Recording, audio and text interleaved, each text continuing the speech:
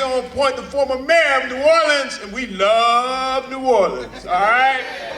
What happens in New Orleans? Ronnie and Morgan, y'all ain't getting up on the stage? What's up? Okay, you want to watch the speech? All right. Ladies and gentlemen, Marc Morial! Good morning. I am here at this moment in my personal capacity. I do have a day job I'm proud of as president of the National Urban League, but I'm not here on behalf of the National Urban League. I'm here as Marc Morial. I'm here as Marc Morial, who for 2 years lived about 1,500 feet from this building at 32 South 40th Street when I was a student at the University of Pennsylvania. And one thing I remember, standing right on Market and 39th, Market and 40th, when I was a junior at the University of Pennsylvania during the days of Frank Rizzo. Being stopped by one of Philadelphia's finest, one of Rizzo's guys, who stopped me and said, I just got a report that someone with a brown coat on was trying to break into this building. Of course, I was a student with my books under my arm, on my way to class, and I pulled out my University of Pennsylvania ID card and said, Officer, I'm on my way to class, and I'm gonna be late. And he looked at me and he said, you go to the University of Pennsylvania? I said, I go to the University of Pennsylvania, and I have to leave right now. I want, in this moment, Senator Hughes has said all that needs to be said. Congresswoman Crockett says all that needs to be said. So let me add to what they said. And it's two things. Number one, the hypocrisy of this moment is on display. The contradiction of this moment is on display. That a convicted felon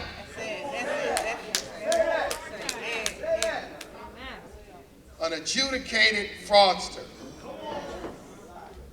and an adjudicated sex offender can be a candidate for prison while brothers and sisters with convictions can't even vote in this election.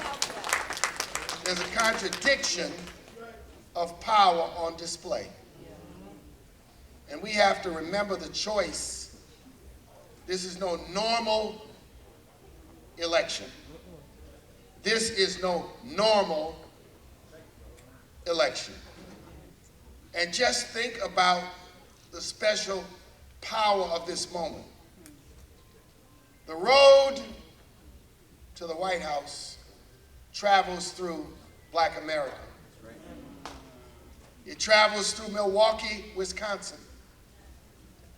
Then it crosses Lake Michigan over to Pontiac and Inkster and Flint and Detroit. Then it travels all the way down to Pittsburgh and across this mighty state to this city, Philadelphia. Then it travels down to North Carolina, to Raleigh and Durham and Wilmington and Charlotte, and then it ends up down in the Peach State, in Atlanta, and in Columbus, and in the home of James Brown, Augusta, and Albany, and Macon too. Even though Black Americans represent 15% of this nation's population, here we are at this moment in history, where what happens on Tuesday simply depends on whether we show up and honor our ancestors, whether we show up and do something that many of them could not do. Whether we show up and honor their work. It's a simple proposition in front of us. And whether we show up and think about that generation of our children and children's children, do we want them to live in a nation of autocracy and monarchy and hate and division and hypocrisy and contradictions? No. See, this is not a moment to play with. It's not a moment to play with. I was on a text last night with a broad circle of friends and family members, and one of them just kind of popped up and said, well, you know, this person's been very successful, concerned about my taxes. I said, you know, my granddaddy owned an insurance company down in Louisiana in the 30s, 40s, and 50s, and he had a lot of money. But he couldn't vote. And he couldn't spend his money in restaurants and hotels of his choice. And he wasn't treated as a man. Let's get our head screwed on right. This is not about you. This is about us. We have to work all the way through the last minute that the polls are open. Then we have to be girded to protect against what is obviously going to be games and chaos, frivolous lawsuits, all sorts of accusations and claims. We have to be ready. This battle and fight will not end on Tuesday. It is going to continue. But I know that Philadelphia is going to step up. These elected officials on this stage represent the fruit of a whole lot of work that a whole lot of people did.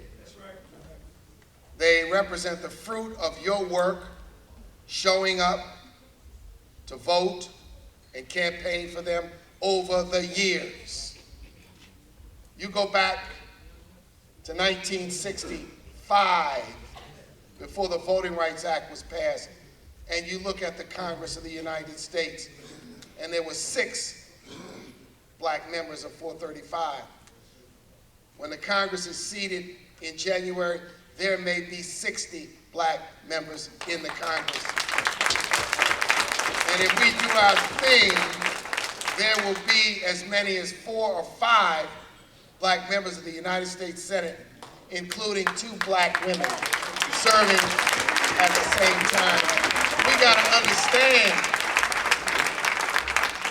So I'm just going to close by thanking my good friend, Vincent Hughes, who for longer than I can remember has been a stalwart and a leader and an indefatigable, not only elected official, but I want to say civil and human rights champion. Fighting the battle, doing it with intelligence and dignity, but never ever yielding an inch. So I'm proud to be here with all of you all today. And we will vote and we will win. We will vote and we will win, and we're not going back.